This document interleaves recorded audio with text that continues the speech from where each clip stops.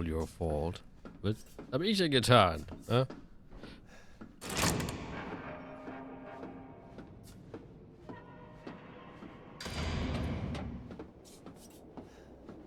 Escape from the Ship habe ich gerade das Achievement bekommen.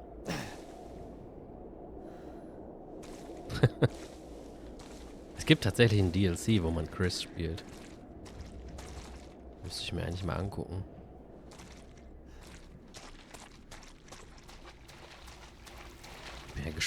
Also ich frage mich gerade, ob wir das heute noch durchkriegen können oder ob jetzt noch eine richtig lange Passage kommt. Wenn jetzt nicht mehr so viel kommt, ich habe tatsächlich morgen frei. Also wenn es jetzt zum Beispiel 45 Minuten dauert, könnte ich auch eine Viertelstunde länger machen. Abwarten. Ja, will eigentlich, wenn ich so drüber nachdenke, will ich auch gar nicht die Antwort haben. Weil ich finde es eigentlich immer ganz cool, wenn man nicht weiß, wie lange ein Spiel noch geht. Das sieht ja jetzt schon irgendwie so aus wie auf dem Weg zum Finale. Das wird natürlich super passen. Ja, die Szene mit Jack fand ich gerade echt cool. Machte dieses Ganze so ein bisschen tragischer. In diese Fernsehtypen am Anfang, deren Video man da angeguckt und selber gespielt hat, da meinten ja auch, dass es eigentlich eine normale Familie war. Bis auf Lukas. Hieß es ja Lukas, ihr Sohn Lukas wäre ein bisschen komisch gewesen. Und ansonsten wäre die Familie nicht irgendwie so ein Hillbilly-Verrückte gewesen, sondern eine ganz normale Familie. Die armen Säcke. February 18, 1892, there was a collapse in the Patterson mine. Oh oh. Kommt jetzt einfach noch eine Mine. Tuan and Beckford are dead, and Huxley will never walk on his own again. Old man Stan was right. The ground there is too unstable. February 19, 1892. Oh, einen Tag später. The company's not going to send us any replacements. They want us to work double shifts instead. Can't wait to get back to the old country. Abercrombie Salt Mine, South Dolby. Okay. Gut. Sieht das aus. Komisch.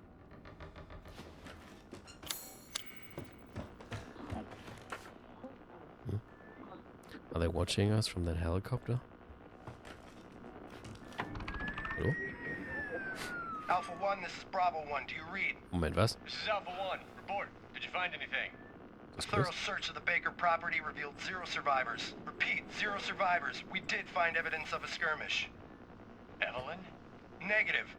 However, we did find several encrypted messages from the Baker's son Lucas to an unknown third party. You can probably guess who that was. That's just great. We've had reports using the abandoned mine south of the property. I'm gonna go have a look. Roger that. We'll meet you at those coordinates. If you encounter Evelyn, orders are shoot to kill. Repeat, shoot to kill. Ship, Swamp, Lab. Okay, das sieht aus, als wären wir vielleicht heute doch noch nicht fertig. Steroids.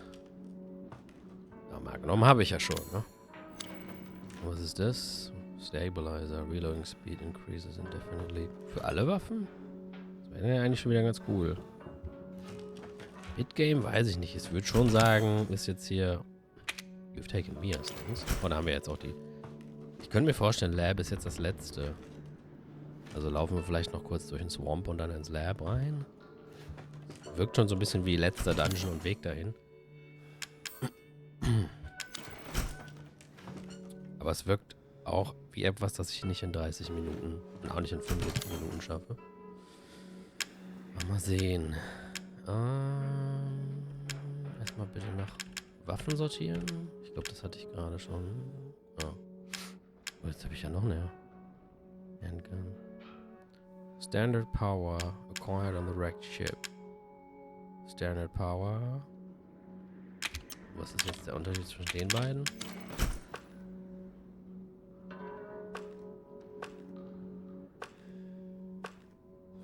Das Doof ist, dass jetzt natürlich beide was von dieser coolen Munition drin haben. Da muss ich wohl einfach beide leer ballern, ne? Und dann nehme ich noch unsere schöne Shotgun mit. Bei Shotgun könnte auch gut für Endgegner sein. Und normale Gegner mit Machine Gun. Umgekehrt könnte aber auch nicht schlecht sein. Das ist immer die Frage, was für ein Endgegner kommt. Ob der mal stillhält, sodass man mit der Shotgun voll reinballern kann. Oder ob der schnell ist, dass die Machine Gun besser wäre. Was haben wir denn so an Patronen? Erst machen wir Handgun Ammo. up the ass. Ich glaube, ich nehme erstmal Handgun Ammo mit und sonst gar nichts. Und guck mal, wie ich damit klarkomme. Lass mal noch einen Racked Chip Safe übrig, falls das zufällig einer ist, wo ich die Cutscene nochmal kriegen kann. Ach genau, wie viele Antique Coins haben wir denn? Wo sind die denn jetzt schon wieder?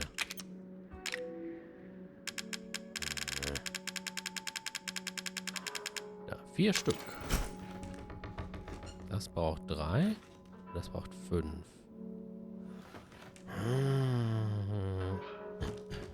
Mal gucken. Vielleicht finden wir noch einen. Vor allem nochmal Max Health.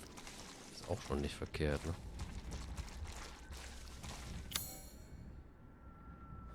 Okay, das sieht aus wie Swamp.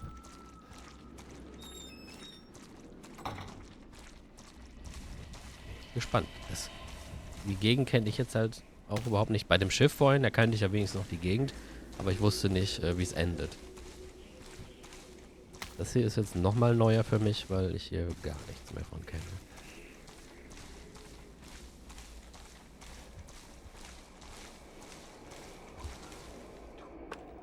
Steht ja jemand. Oh, da stehen sogar eine ganze Menge.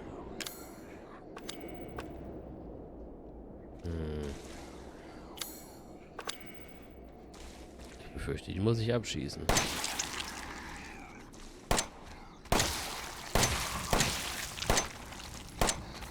Ah, musst du allerdings auch treffen. Ich meine, ich habe Patronen wie Sau.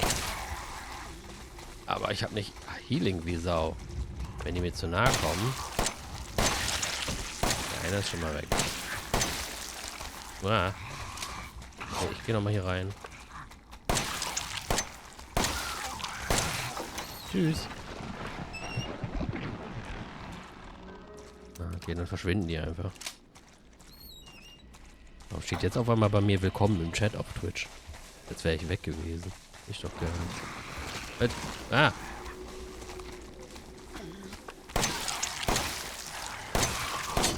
Nein, nein, nein, nein, nein. Stirb mal. Au, hart geblockt. Aber nachladen soll ich mal. Ja, die ganzen 4 Patronen, die ich hatte, habe ich gleich nicht mehr. Da sind ja immer noch 2.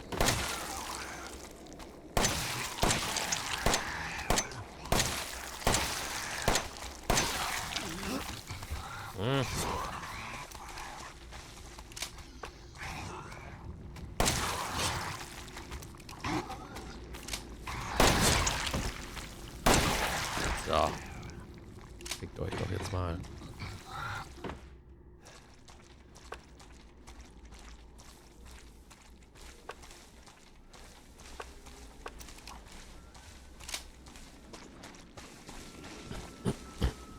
Stört mich jetzt aber auch nicht weiter.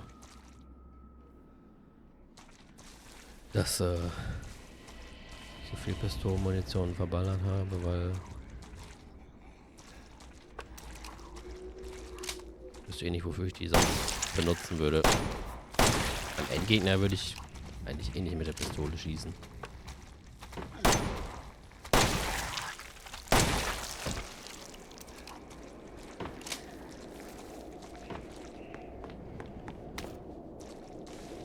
Aber ein Messer hätte ich natürlich mal mitnehmen können. Damit ich nicht sowas machen muss.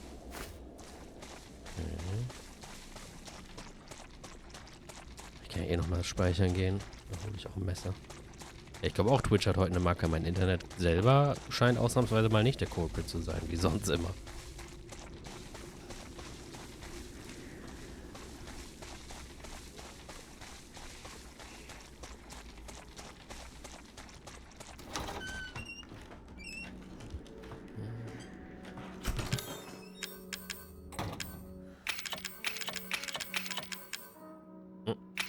Jetzt habe ich auch diese Tissues.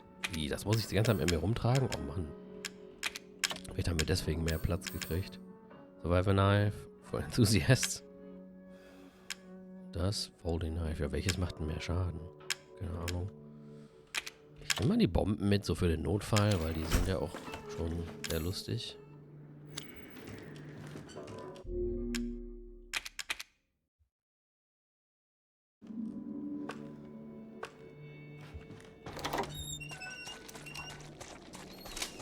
Ich möchte jetzt Dual-Wielding machen können, das wäre witzig.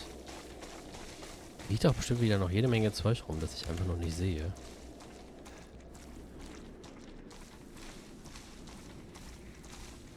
Doch noch so viele Psycho-Stimulants. Sorry, dass ich jetzt nochmal zurücklaufe, aber es sieht echt wie so ein Gebiet gerade aus, wo man eine Menge verpassen könnte. Ich glaube, da könnte sich das lohnen. Ich weiß auch gar nicht, wo ich die sonst noch einsetzen soll. Wo sind sie denn? Ich hatte doch so viele. Oh, doch nicht so viele. 2. Kann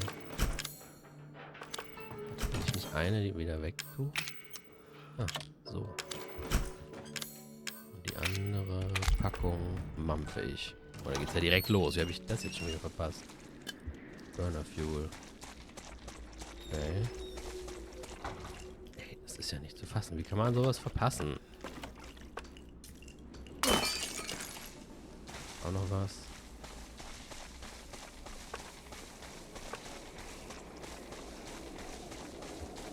Hier noch irgendwas?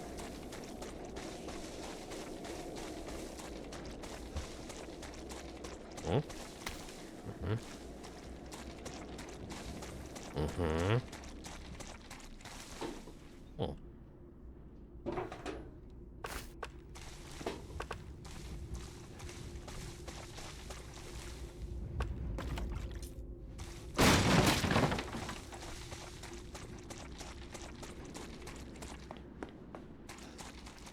Na gut, dann wollen wir mal.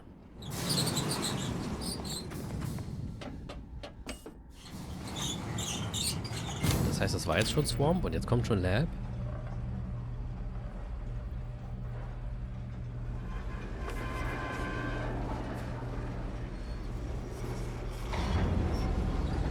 Ist aber auch cool. Endlich mal wieder ein Resident Evil, das mit einem Labor endet.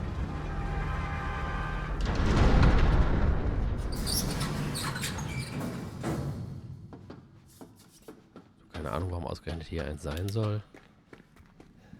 Aber das, da kann ich jede Menge Suspension of Disbelief aufbringen für, wenn ich dafür mal wieder ein Labor am Ende kriege. Oh shit. Fuck you, scheiß Vieh, ey.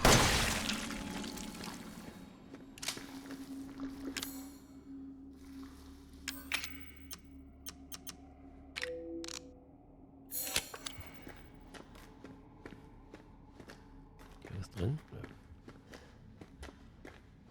Oh, wo... Okay. Ja, noch so ein Teil. Sich an die eine Gegend des Signales denken. Mit der Taschenlampe diese Drähte anleuchten musste. Das war ja auch in der Mine. Oh, das ist ja eine schöne Musik hier.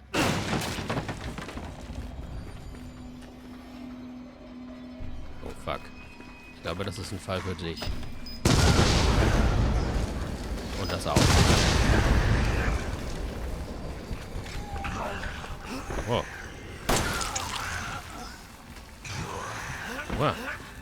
So lebt ihr denn immer noch? Seid ihr bekloppt? So. Also. Dann nehme ich euch nochmal einen Ton für. Ich laufe bestimmt gleich in so eine Falle rein. Meine Fresse, immer muss man den scheiß Kopf wegschießen. Damit ihm mal Ruhe geben.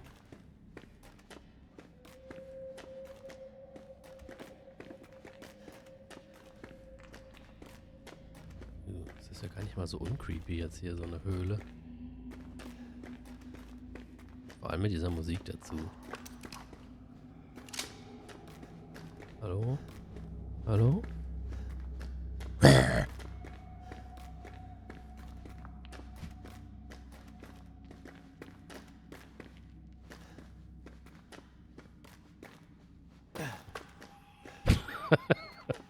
Hat also gewirkt.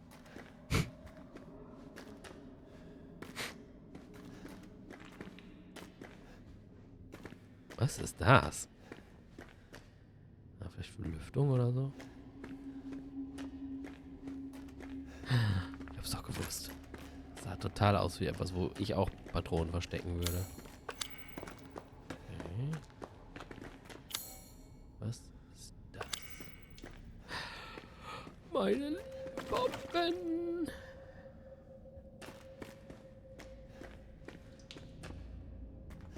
Sieht jemand mit Minen aus und kann mir sagen, was das da an der Decke sein soll? Ich vermute mal irgendwie zum Stabilisieren oder so.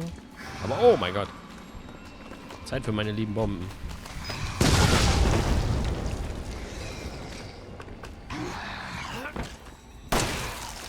Hau ab. Mann, ey. Jetzt nehme ich auch wieder die normalen Patronen.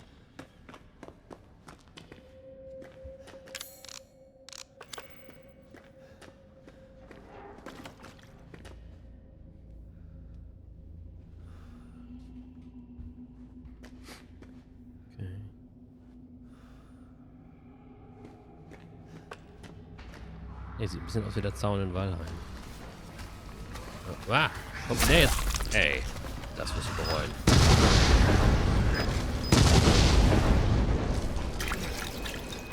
Oh, da ist ja noch einer.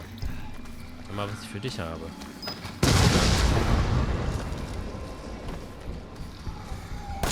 Hey. So lebt der noch. Er hat keine Arme mehr. Dafür müsste ich jetzt mal treffen. Ah, gibt es im Ahrtal auch so eine Stelle, wo die mit Netzen befestigt sind. Das ist irgendwie so eine komische Vorstellung, dass das was bringen soll, aber ich meine, wird es ja wohl, sonst würde man es ja nicht machen.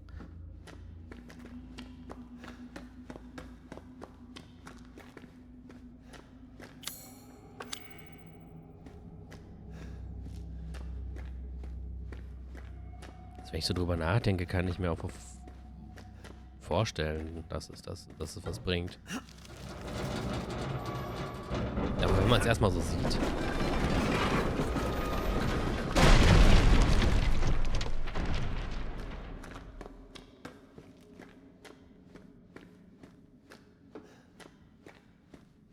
Denkt man sich im ersten Moment halt einfach nur, ja, ist halt ein Netz. Und hier gibt's nichts mehr. Oder? Gibt's hier doch was und ich sehe es nur nicht.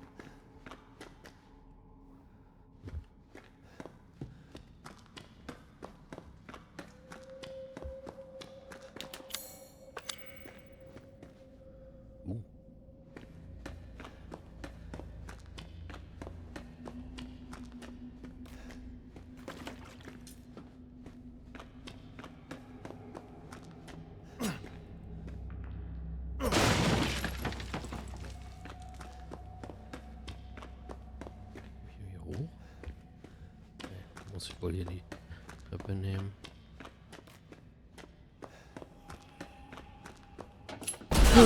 Oh, ich hab's noch gesehen. Aua. Oh, hat das wehgetan. Aua. Hatte mal jemand Campfluid für mich? Wäre echt cool.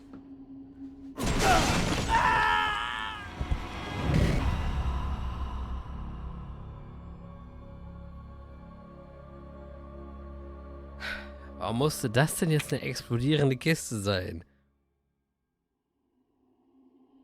You can attach remote bombs to enemies while grappling with them? Oh, das ist ja cool.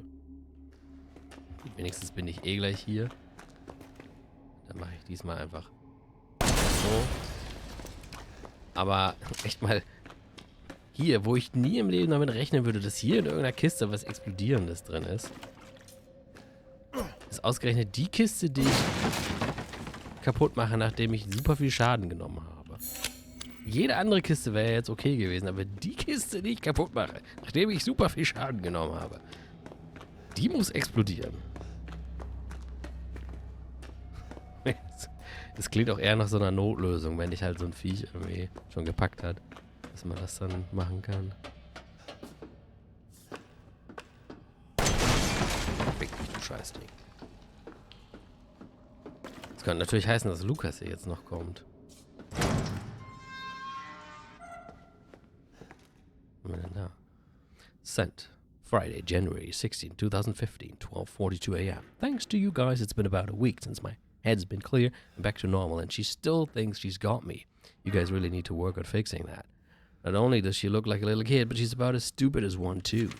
Mom and Dad are still totally under, though. I was wondering, is this whole family obsession something you guys programmed into her? It's kind of fucked up. Schätze mal, das ist von Lukas. Sent Friday, November 4, 2015. Das andere war January. Okay. That bitch Mia is still somewhere in between Evie La La Land and reality. She gets pretty violent, so I locked her up in a cell. Thought maybe Evelyn would get mad since Mia's her favorite and all, but she doesn't seem to care. She actually goes and visits her sometimes. She thinks Mia's her mommy. Like I said, your bioweapon is fucked up. September 1, 2006. Oh Gott, das ist ja ganz schön Zeit für. Evelyn's family obsession is getting out of hand. She's making everyone kidnap more and more assholes off the street to add to her freak show of a family. Maybe she's getting tired of Mia not coming around, but it's a pain in the ass for me because I gotta clean up the mess whenever someone new comes along.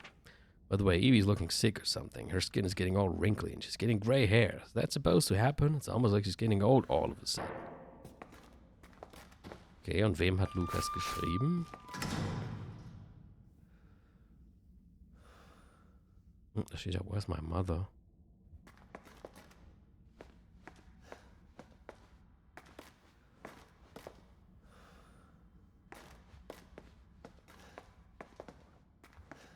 Oh. Steroids? Hallo? Liegen da einfach so rum? Ja? Chris oder Wesker, genau. Ich glaube, ja, Chris war das gerade im Radio, bei diesem Funkspruch, den wir da gehört haben. Wesker ist doch tot. Okay, sonst nix. Nicht zum Speichern. Ich glaube, wir sind im Labor. Infection report. This report details the symptoms that appear when the bacterium that grows inside of the E-series infects a human, hereafter referred to as mold. You should read this document thoroughly before dealing with E-series weaponized acids. Initial infection. The mold ingests nutrients from the subject's body to propagate itself. It slowly takes over cells within the body. As a side effect of this, the infected subject gains remarkable regenerative abilities. During experiments, we removed arms and legs from test subjects, VNet, and found that they were able to co-opt the amputated limbs in a matter of minutes. Mid-stage infection. Once the mold reaches the brain, the subject's thoughts become in tune with those of the E-series acid. The subject starts to hear things and experience hallucinations, and soon comes under complete control of the E-series acid. If this state continues, the host will lose all sense of ego. Complete infection. After every cell in the body has been taken over by the mold, the subject begins to lose their human form.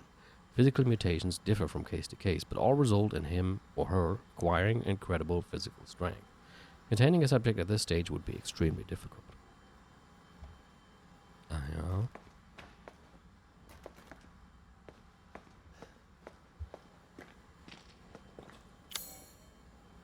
Oh, da kommt gleich ein Safe Room.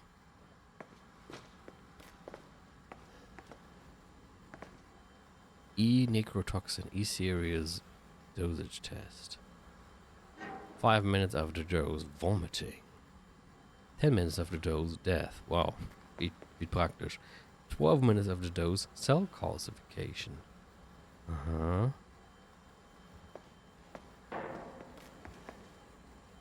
The hell is this? Oh, hätte ich das tun sollen? Target acquired. Ugh. Keine Ahnung, das? Oh, E-Necrotoxin. Destroy cells of any subject based on the E-Series bioweapon model. Used only for disposal of E-Series acids. The toxin must be stimulated before use. Do this by placing a sample of an E-Series cell into the necrotoxin container. Oh.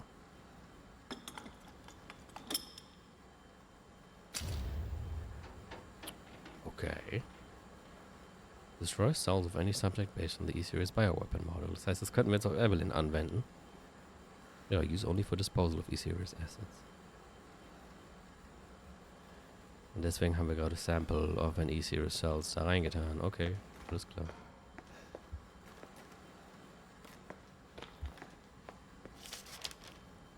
This project was instigated in 2000 as one of several concepts for the company's NextBAS, Next Generation Experimental Battlefield Superiority initiative, working with technical assistance from HCF to develop a bioweapon for neutralizing combatants and mass with minimal direct contact. NextBaz was later folded and all its assets diverted to this project. What makes this project markedly different from conventional weapons is its ability to turn enemy combatants into allies, converting hostile elements into willing servants.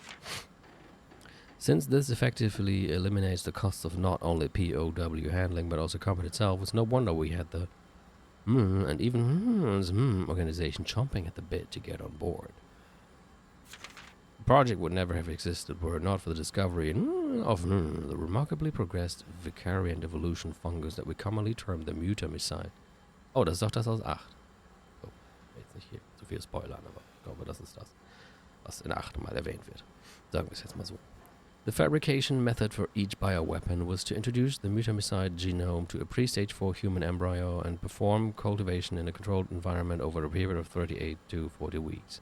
The resultant organisms were referred to as candidate specimens and graded based on usability from the impractical and faulty series A through D to the perfected E series. A common appearance was selected for the bioweapons, that of a roughly 10-year-old girl, to ensure ease of blending in with urban/refugee populations. The first E-series specimen, named Evelyn, has proven capable of secreting the Mutamycete from her tissue at will. It is also of note that Evelyn's Mutamycete imposes a profound control over body and mind when introduced into a host organism. We still have a lot to learn about the mechanism by which Evelyn achieves and maintains this control, but the working theory is that the vector is similar to the auto-inducer pheromones used for quorum sensing in Pseudomonas bacteria. Evelyn's control is exerted in a series of discrete stages, the first of which is hallucination. Almost immediately after infection, the subject begins to see images of Evelyn, though she is not in fact there, and even hear her voice, which is inaudible to anyone else. Auditions with infected subjects throughout the stages of infection reveal that at first the phantom Evelyn appears to be a normal young girl, sometimes desiring companionship or assistance. As time progresses, she begins making more and more extreme demands, including self-mutilation and attacks on other people. The psychological shock this induces helps to break down the mind's natural barriers to Evelyn's brainwashing effect, and by the time mental control is achieved, the Mutamycete infection has progressed throughout the body's cells, so the body... Okay, habt ihr auch Katzen gehabt, oder was ist hier für eine Box?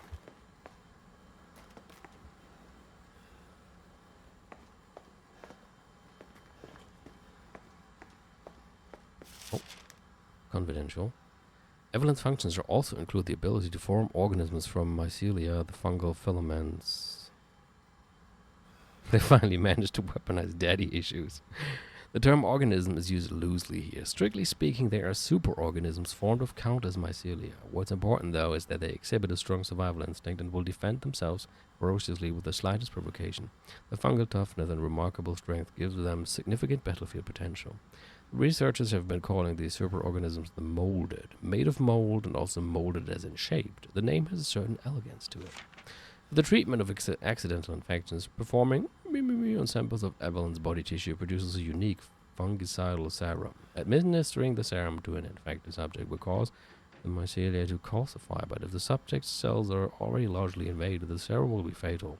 Since the treatment window is so small, the serum's primary use is therefore disposal of infected subjects rather than a cure. In exploring the serum's potential, we found that subjecting it to would enhance its effects to extreme potency, becoming a compound we now call E-necrotoxin, which in even tiny amounts. What's been interesting to observe in Evelyn's behavior is her obsession with the concept of family. In experiments, we found on multiple occasions that infected subjects were compelled to act as her mother or father, treating her as if she were really their daughter. Why did she settle upon family as the theme for her mental control?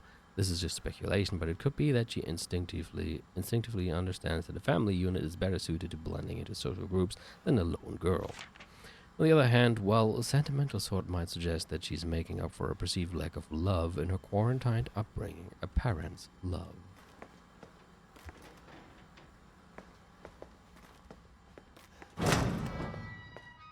Well then, sieht aus, als kämen wir da heute nicht mehr durch. Oder kommt jetzt hier gleich im nächsten Zimmer der Endboss? Ich würde jetzt mal speichern und nochmal eben gucken, was hinter der nächsten Tür ist. Nur so aus Neugierde. Hallo, bist du ein Endboss?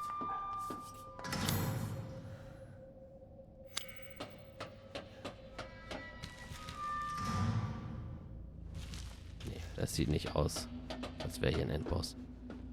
Sieht aus, es käme hier noch ein bisschen. Glaube ich. Was ist denn das hier? Moment, ist das nicht... Das ist aber nicht, wo ich... Nee, das war auf der anderen Seite. Da bin ich hergekommen. Das sah jetzt so ähnlich aus irgendwie. Okay, da geht's weiter. Ja, nee, dann war's das für heute, würde ich sagen. Und, nächstes Mal gehe ich mal davon aus, dass wir das durchkriegen und dann eigentlich auch schon direkt mit dem Remake von Resident Evil 2 anfangen können. Weil das, ich gehe ja weiterhin in chronologischer Reihenfolge durch und das ist nach 7 veröffentlicht worden, soweit ich weiß. Das Remake von 3 kenne ich übrigens noch gar nicht. Das ist nochmal so eins, wo es dann wieder ein Blind Playthrough sein wird. Bin ich auch mal gespannt. Aber gut, dann war es das für heute. Und dann sage ich mal gute Nacht und bis nächste Woche. Tschüss.